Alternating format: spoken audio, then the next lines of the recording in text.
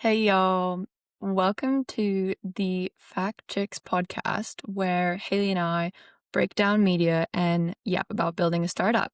This is our very first podcast episode, so it's going to be obviously very casual, very introduction focused, and all about who we are, why we're doing what we're doing, and what you guys can expect from here on out on the podcast. So I'm dialing in from London, and Haley is dialing in from Paris. And we just want to get on here and talk a little bit about what our vision is with Fact Chicks and our startup in the making, which is called the Fact Studio. So before we get started, perhaps Haley can kick it off with a little bit about herself and her passion for journalism. Yeah. Well, I am Hayley.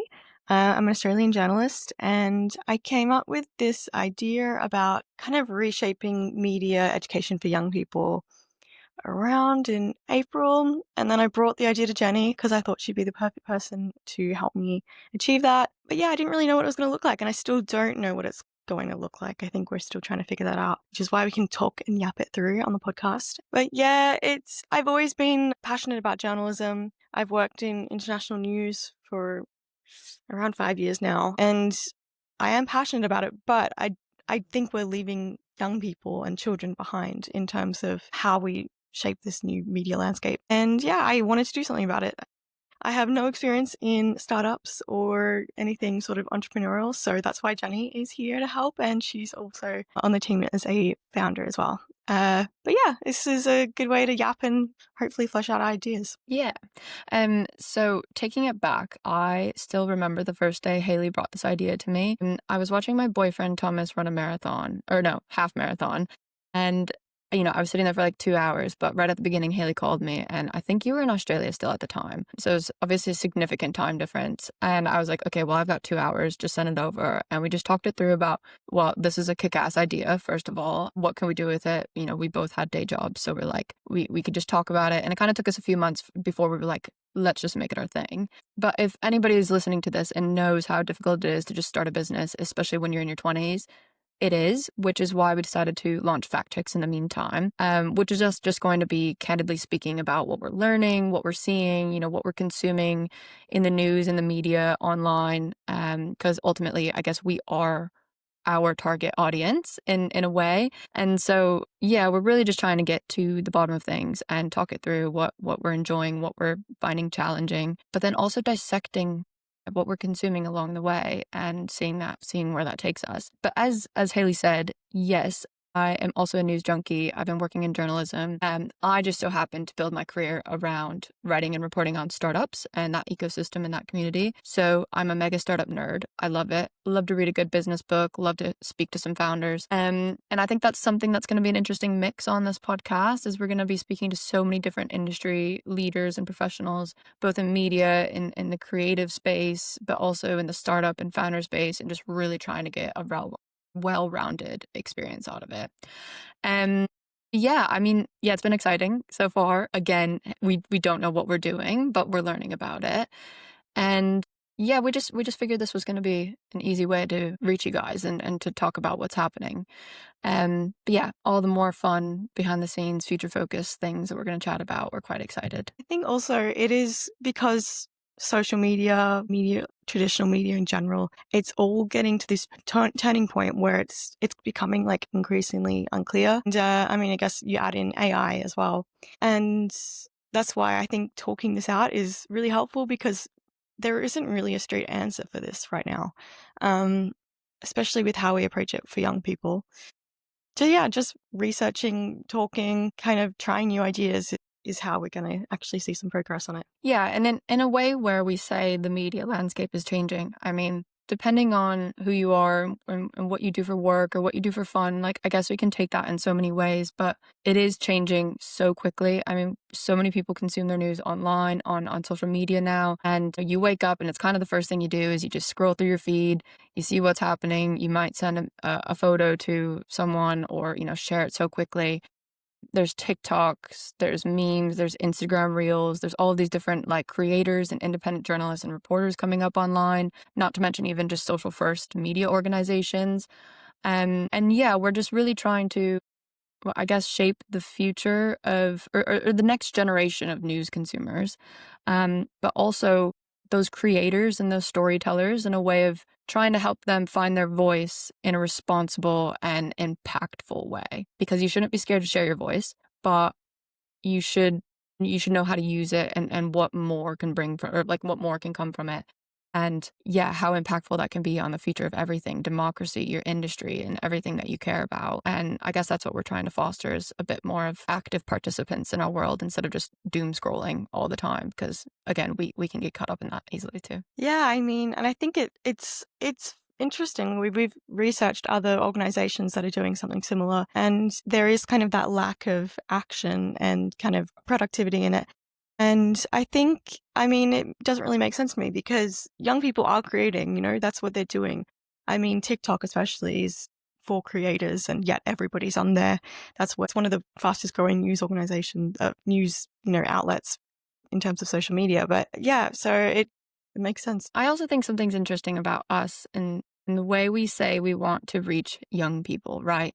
We haven't really nailed down that exact demographic, especially when it comes to podcasting and this stuff. But with the Fact Studio, when it comes to actually teaching media literacy and getting people involved and being creative and doing different projects in schools and youth organizations and things like that, the reason we want to start young is because that's when habits are formed, right? Like if you tell someone 25, if you were to tell me and I wasn't involved in the industry whatsoever, this is how you sort facts, this is how you fact check, this is not the way you go about it, is just by scrolling and sending things to people. I'd be like, okay, so I'm just going to go against what I've been doing for the past 10 years of my life because I got a phone when I was 15, right? Like this is just my nature. We want to catch people young, but we also want to influence the people that are doing it every single day, right? We have a well-rounded demographic that we want to reach. And I think that's really important to share too, is whether you're 14 and being online for the first time, or, you're 20 or you're 25 or you're, I don't know, 35 with kids. It's just something that I think needs to be spoken about. It's talking about what are we consuming? What can we do more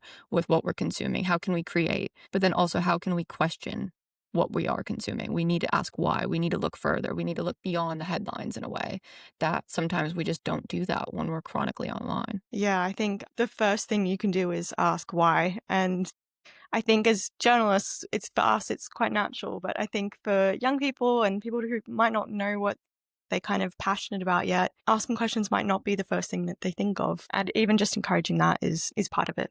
It's interesting, and Haley, I think you already know this story, but when I was a first year undergraduate student, I didn't really know what I wanted to do. I mean, I was just a basic comp student, and I had a choice between journalism, PR, a few different concentrations in a way. And when I went to Italy and I was studying Italian, and I kept asking why to my teacher, like he would introduce some new section of the course, and it would be, I don't know, ES, AS, AO, changing the different like endings of the words. And I would always ask why. And eventually he got so flustered, he would just be like, Jenny, it's just the way it is. Like, it's a language. And that's something that's always stuck with me because, after all, he did tell me to try journalism because I wouldn't stop asking why. But if you do find yourself to be that person, when someone tells you something, it doesn't just sit with you. Like, you have to ask your own questions. You have to validate it. You have to look further. You have to, in a way, see where they found that conclusion or they found that fact or that opinion. That is something that you can really run with and harvest within you, because it's a power I don't think a lot of people realize that they have, is just trying to look beyond it. And sometimes you can be a little bit of a hard-headed about it, and that's fine, because I was quite an argumentative person when I was a kid as well. But I really do think, looking back in hindsight, that was a power that so many people hold close to them still. It just depends on whether people tell them to shut up or if they just roll with it, because yeah, you just have to look beyond what you're consuming, and that's the way we can all form a future in a better way. Yeah, and I think it's the confidence of asking questions too. You might think of you like you want to ask these questions, but are we really in an environment where we encourage that? And I think that's maybe where we need to change things. Yeah, but I think it's getting even more unclear with AI. And I mean, we're both guilty of this. We love scrolling through TikTok videos. And so many TikTok videos these days are AI, and I think people get stumped on. I mean, I guess now it's relatively easy to distinguish, but it's getting more savvy, and I think we need to encourage that, asking, "Is this real?" Maybe a little bit more.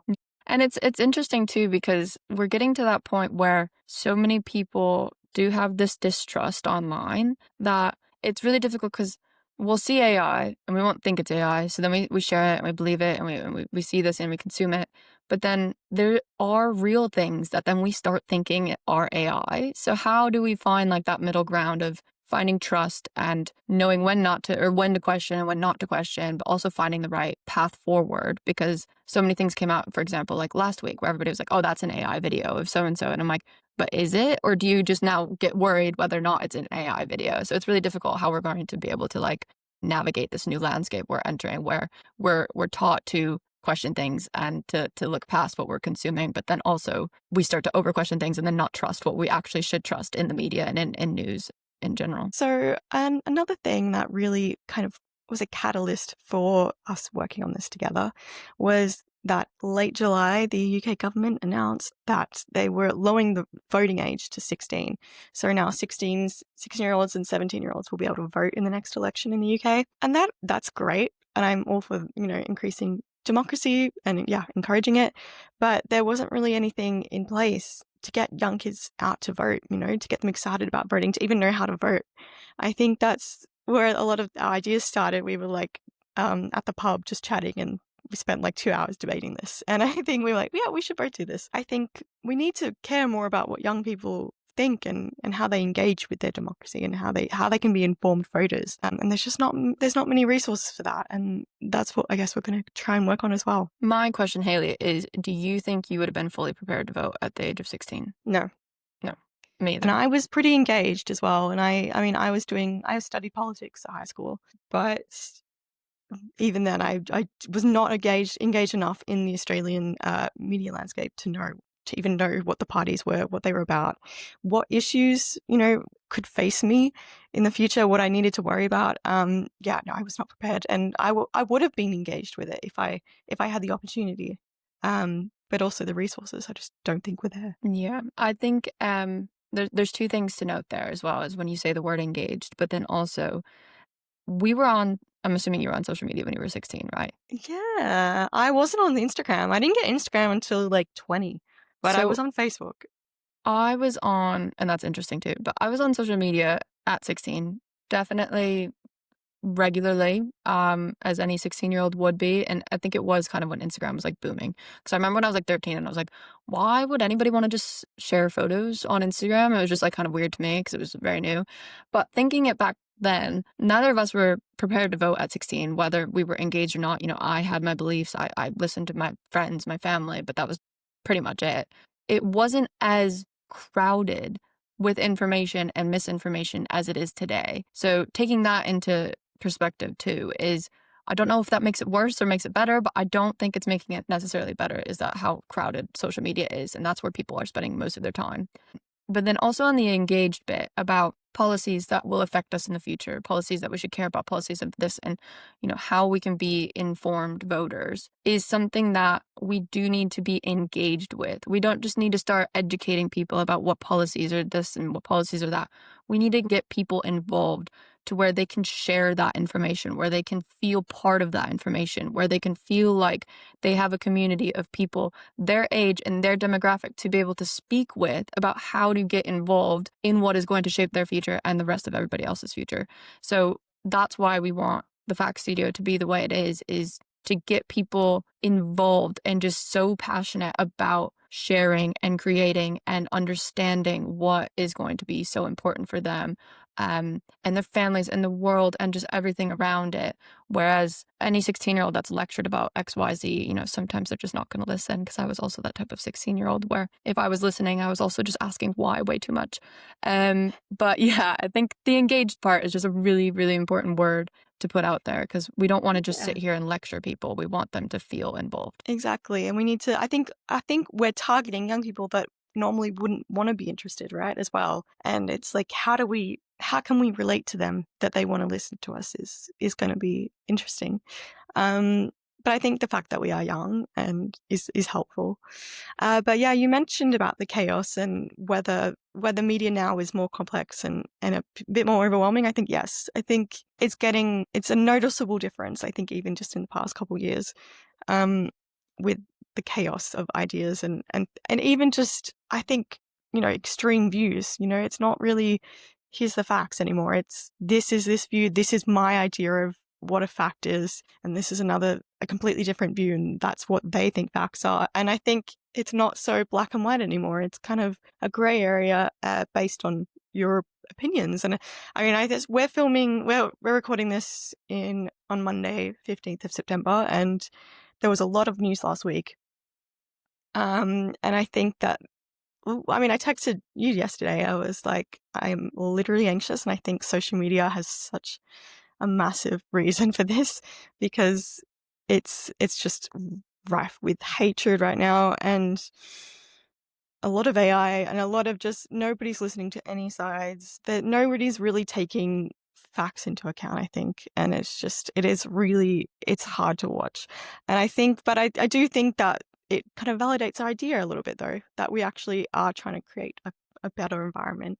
And it's very much needed now. I really think that. Yeah. I think when it like the rise of social media as well, right? I mean, we all took it as a way of being able to be connected. No matter where we are, who we are, where we come from, we have the ability to be able to speak out and speak with people online. That sounds fantastic. Um, However, it has created such a massive, overwhelming divide and just the type of consumption that comes with it. While it can obviously be used for the greater good, it can also just be detrimental to someone's mental health, to their entire lifestyle, to their environment. And that's one thing that I find obviously comforting with the two of us is, we talk every day, we text every day, we also send memes to each other every single day. Um, but we also find community in one another in a way where when we feel anxious with what we're consuming online and the type of news headlines that are out there, we just text each other and we say, "Oh my gosh, I am so overwhelmed right now." And we can relate. And I think that's something too that, people that are out there navigating this online landscape should be able to know that they can do and that they should do to be able to feel like it is okay with what they're consuming. Talk about it. Talk about it to your neighbor. Talk about it to your friend. Say, "Hey, did you see this online?" Or "What do you think about this?" in a way that actually sparks productive conversations, not arguments and not anger and not um, this divisive nature that we just constantly see. But yeah, just create that community in any way you can. Like leave that nice comment on someone's post or share it or talk about it, whether it's online or whether it's like in person. I think that's something that Haley and I do really well is breaking down media when we see it and understanding what's going to come from it. It will pass or maybe it's going to turn into this, but being able to speak it out is just something that I think is really powerful. Yeah, debriefing. And I don't think we talk about that a lot. Even as journalists, I don't think there's not much of that conversation there for debriefing. And our jobs, we look at news every day, we write about it, see some pretty awful stuff. And yeah, there's not that conversation. And we need to have these debriefing sessions now because our lives are social media, our lives, and that's just not us, that's everybody. Our lives, a massive portion of our life is online now. And yeah, I think that plays a role in the distrust that people have, I think, in news as well, is that it doesn't feel relatable to them. It doesn't feel like you're taking I guess, their emotions into account, I think.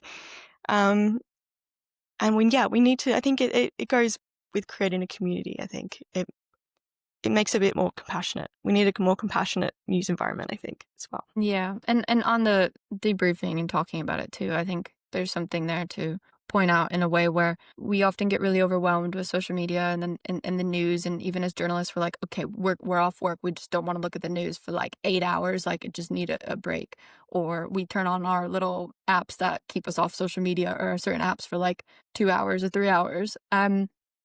If we're seeing something that we don't like online and we're sensing this divide and this anger and we're just so flustered with it, I think it's also important to just remember that you can change that. And every voice does matter in this way. So if you're seeing hate and if you're seeing this divide and you're seeing this misinformation, use your interest, use your hobby, use your voice, use whatever you can that is your creative storytelling power to cut through that noise in any way you can, whether that's just writing something that you believe in or looking up the facts and sharing it to your community or your followers.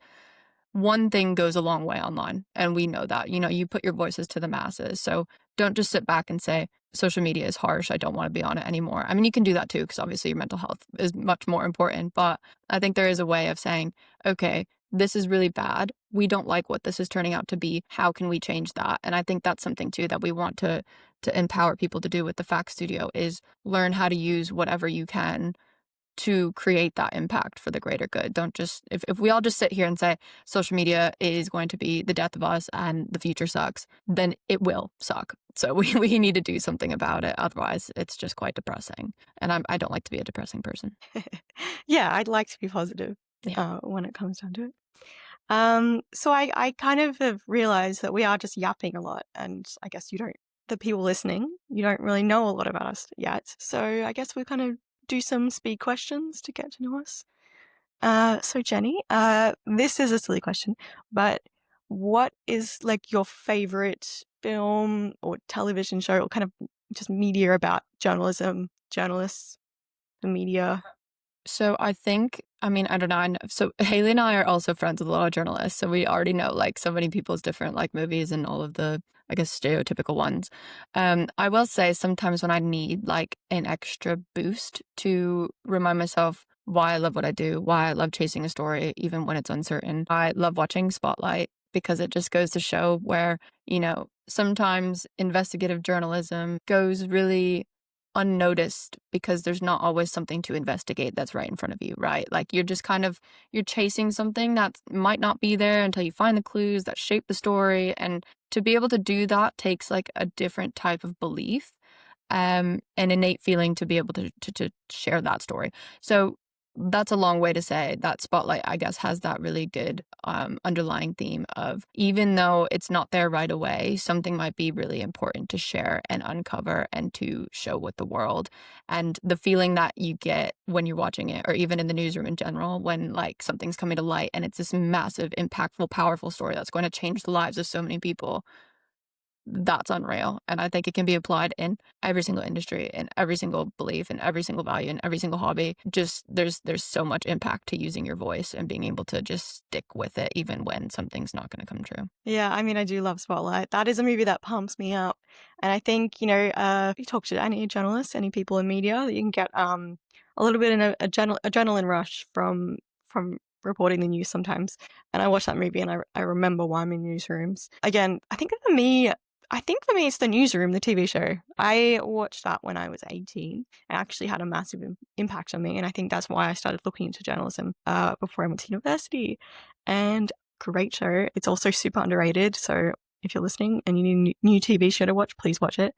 Um, yeah, it's that passion for news that I hope maybe we can share on to the young generation. Yeah, we can talk all we want about what inspired us to get into journalism and what inspired us to want to be storytellers and share things that we see and being able to, you know, inform the rest of the world. But it just does come in all forms and all shapes and sizes. And it's just really interesting to see, we don't really have any rom-coms anymore with that young journalist as the main character who's living a great life in New York in an upper Manhattan apartment off of a journalist's salary because that's just not real. And actually sometimes we see in the headlines that the journalism industry, the media industry, the creative industry, like they are struggling. But there's just something where I don't necessarily think it's struggling in a way that I can't survive. I just think it's going to change. And that's exactly why we do It's want definitely to do what changing, we yeah. do. Yeah, and I think, I mean, gosh, journalists, we're all used to layoffs because it's just, oh, it's getting worse. I have to say the layoffs are getting worse, but it has, ever since I entered the industry, they're like, why are you interesting into and going into journalism when it's a dying industry? And I'm like, oh, hopefully it shouldn't die because it's super important. But I agree. I think it is changing completely, and we're still not really sure how it's changing. And that's why I guess these traditional media outlets that have been there forever are struggling because I guess maybe they're not adapting to the new world as best as they could. What is your favorite part about being a journalist? Just not everything we just talked about, but just in general. What is your favorite part? Or your Oh favorite day gosh, in I the really life? like talking to people. Yes, that's Yeah, a good I like answer. talking to people. I like interviewing. For me though, writing an article feels like a puzzle piece, and I think that maybe just the way my brain is wired, I really enjoy putting that puzzle piece together. And I find it so satisfying because I know I feel like with an article, you know when it's finished, right? And I love that feeling of knowing it's done. I'm ready to send it off. And I love that feeling. it just scratches an itch in my brain, I think, putting that puzzle piece together. Um, Again, it's like it's a puzzle piece in multiple aspects, you know, puzzle pieces in terms of actually putting the story together, investigating it, finding out, you know, little missing characters, missing clues, that sort of thing. But then physically writing it also is like a puzzle piece. But yeah, Mm, I also, I think what got me into journalism, I did my master's in international journalism. I did my undergrad in journalism as a major.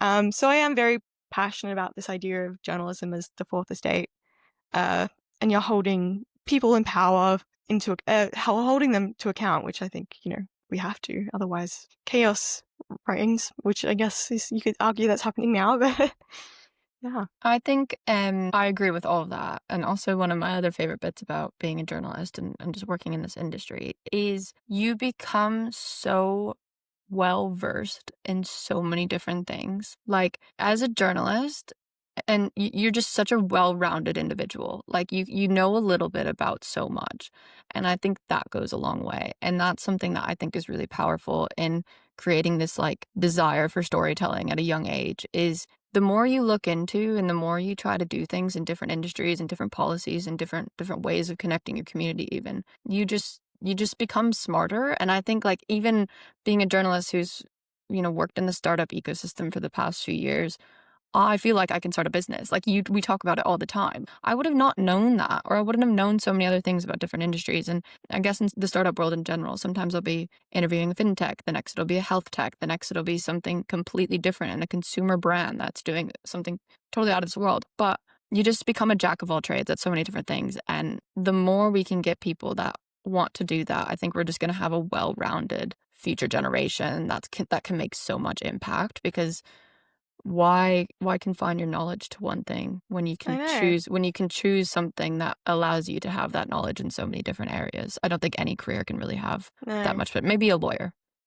Yeah. But that but there's certain industries that I think that just allow you to be part of every industry, and I think that's really, really interesting. Yeah. Or acting as well, I guess. Yeah, Yeah. And also, I have to say, all the journalists, they're great at pub quizzes because they got a little bit of everything in it, which that's true. I Although love. I'm really not good at pub No, quizzes, so I don't. love a pub quiz. Gotta get more, do Yeah. more practice. Yeah. Uh, Okay. Um, well, guys, that was about what, 30 minutes of Haley and I yapping. If you didn't get a sense of what we're doing, I am sincerely sorry, because we might just get a bit confused. But again, this is the first podcast. This is just us talking about what we're doing, why we're doing, what we're seeing. Eventually, we're going to bring on some guests. We're going to speak to people in the industry, what they're seeing, what their thoughts are, and we're open to feedback, anything that helps us kind of reach this goal. And yeah, right now I think we just wanted you to know what our ideas were, what we're planning, what's going on in our heads, because there's a lot.